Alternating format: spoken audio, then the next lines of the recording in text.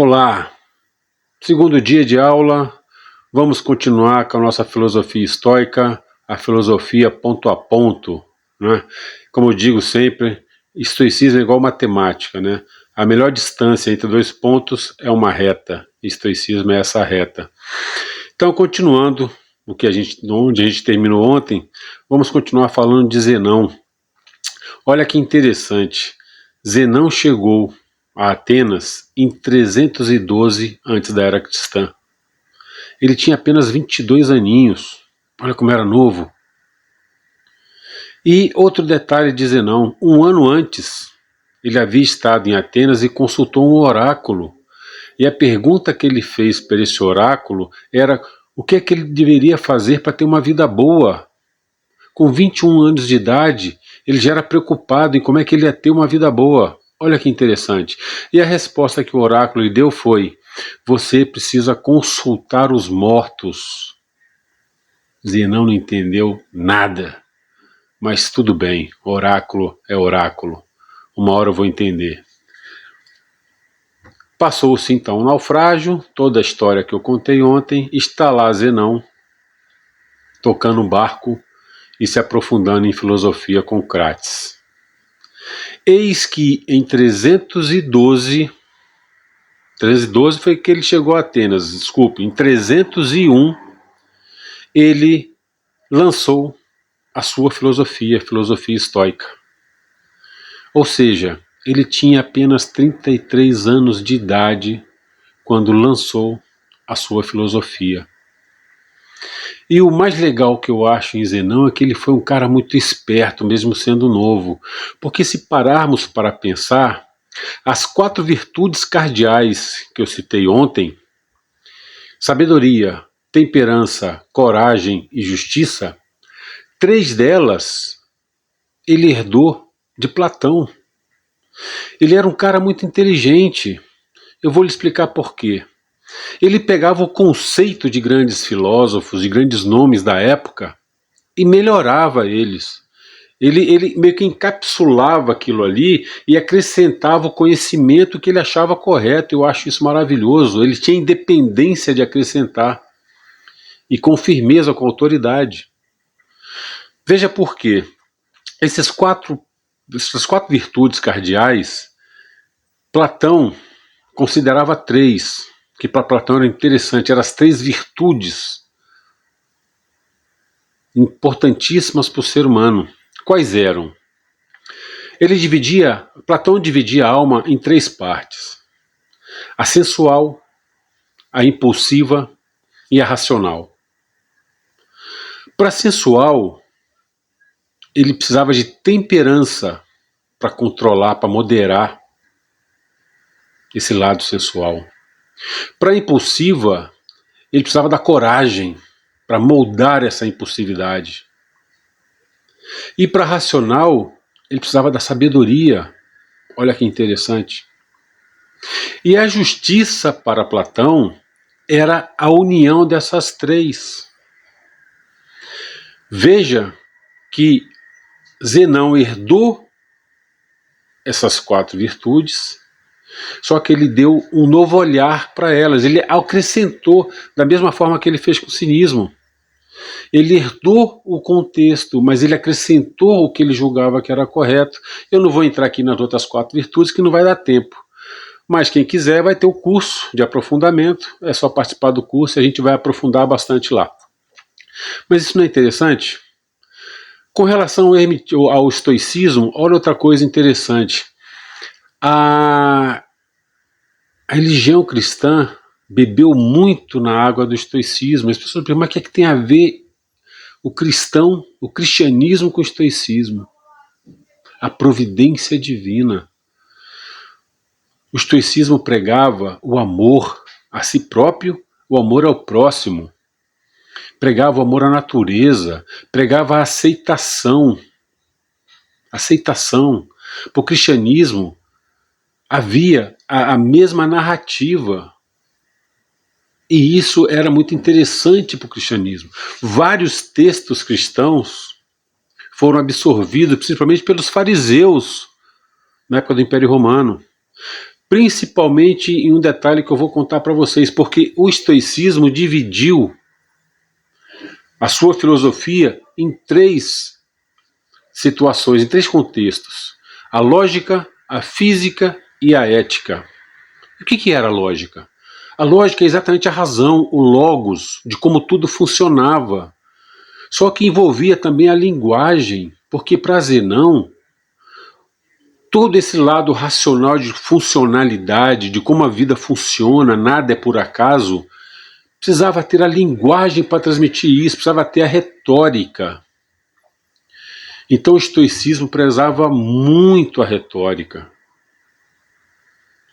E o cristianismo, os fariseus, se utilizaram muito da retórica para catequizar toda aquela população. Onde diferenciava estoicismo de cristianismo? O cristianismo acreditava num Deus único, onipotente, onipresente, onisciente. Para os estoicos não existia um Deus único, assim, que olhava e regia tudo. Para os estoicos, o Deus único era a nossa alma. Era o imanifesto, mas esse imanifesto é a nossa alma. Ele pertence a nós. É como o ar. Para o estoicismo, o ar que a gente respira, ele é nosso. Ele pertence ao nosso corpo. Então a alma para o estoicismo era essa conexão imanifesta entre o nosso corpo material e a natureza e o universo. Essa ponte de conexão era a alma, ela que regia tudo, que ela fazia parte de um todo, mas ela era nossa, ela pertencia a nós, indivíduo. Então era essa a grande diferença entre cristianismo e estoicismo. E qual é a outra parte? Qual é o outro conceito da tríplice divisão que o estoicismo fez? Era a física. E o que era a física? A física era a natureza. Eles dividiam a física em duas situações, a passiva e a ativa. A física passiva era a substância do universo, a substância do todo. Era como se fosse a matéria-prima. E a parte ativa era quem? Era o escultor disso, era quem manipulava essa substância, ou seja, era Deus. Deus que manipulava essa substância e fazia a forma. Qual era a forma? A natureza, a forma do universo. Nós fazemos parte dessa forma. Então isso fazia parte da física, a natureza, como ela foi composta. Era a manipulação da substância, passivo e ativo. E aí o estoicismo conversa com o hermetismo. Quem não conhece a filosofia hermética, vai lá no canal da Anan. Lá tem as aulas sobre hermetismo. Inclusive vai ter um curso domingo agora. Quem tiver interessado, assista as aulas primeiro. Se gostar, participem do curso. É interessante. Então, voltando nesse ponto, o estoicismo conversa e bebe na água do hermetismo. Então, isso era a física. E a ética? A ética era o comportamento, era a prática da virtude. Isso era a ética. Olha que legal, olha como está bem dividido. E se você perceber, tudo isso vem de quê? Não foi criado por Zenão.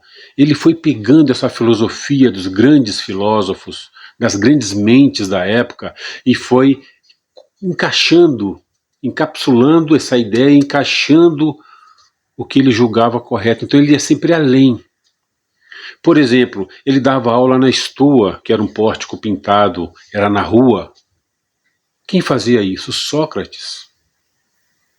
Sócrates adorava dar aula em praça pública. Ele herdou isso de Sócrates, que foi o primeiro filósofo que ele se apaixonou. Outra coisa, de Platão, as virtudes que eu acabei de falar. Então Zenão, ele tinha uma forma de identificar, melhorar um certo contexto filosófico com muita sensibilidade. Por que eu falo que a filosofia estoica ela é ponto a ponto? Eu vou mostrar para vocês. Eu tenho certeza que muitos de vocês estudam estoicismo, nunca pararam para pensar nisso. Por que é ponto a ponto? Estão perdendo um grande uma grande ferramenta do estoicismo. Por exemplo, os conceitos estoicos. Memento mori. O que é memento mori? É você todo dia lembrar que você pode morrer a qualquer momento. Uma vez que você lembra diariamente que você pode morrer a qualquer momento, você acha que você vai dar atenção a pequenas briguinhas, discussões bestas, perto de um contexto de perder a vida? Óbvio que não. Então você vai começar a dar atenção ao que realmente interessa na sua vida. Isso faz você melhorar como ser humano. Faz você pender para as virtudes e largar os vícios, as paixões. Outro conceito, prosoche, a autovigilância, a atenção ao seu comportamento, às suas práticas. Outro, premeditato malório, é você prever o que vai acontecer a partir das suas ações. Então eu vou ter uma ação agora, quais as probabilidades de acontecimentos que podem gerar? Da melhor para pior. Isso é premeditato malório, você pode usar muito isso, por exemplo, para negócios. Onde você já vê quais são as opções. E uma vez que você vê quais são as opções que podem acontecer, quais são todas as probabilidades, da melhor para pior, se acontecer a pior, você já está preparado para ela. Por quê? Porque aí entra a neurociência. Uma vez que você já mostrou para o seu cérebro todas as possibilidades que podem decorrer daquela sua ação, aquilo já não é nada novo para o teu cérebro. Ele já assimila aquilo de uma forma diferente. Porque o nosso cérebro tende a rejeitar o novo. Por quê? Por autoproteção. Uma vez que aquilo já não é mais novo, porque você já premeditou o que pode acontecer, se acontece, a tua resposta àquela situação ruim vai ser mais tranquila. Olha que maravilha. Outro conceito, dicotomia do controle. Você só pode confiar no que está sob o seu controle. Tudo que não está sob o seu controle é indiferente, não te interessa. E não é que não te interessa, você vai fazer pouco caso. Não, você só não vai colocar sua energia naquilo. É isso que é a indiferença. Você não deposita sua energia no que não está sob o seu controle.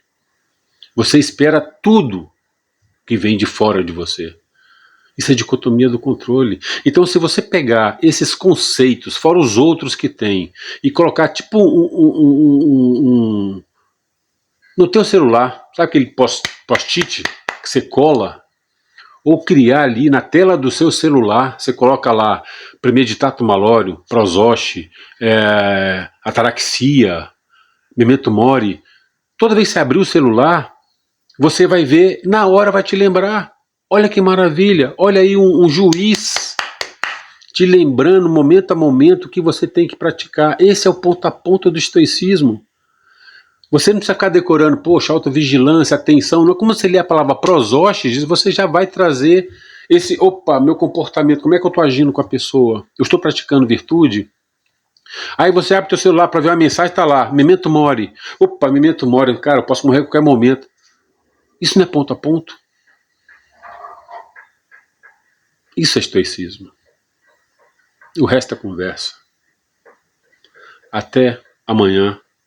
Vamos começar falando de Epiteto, esse escravo maravilhoso.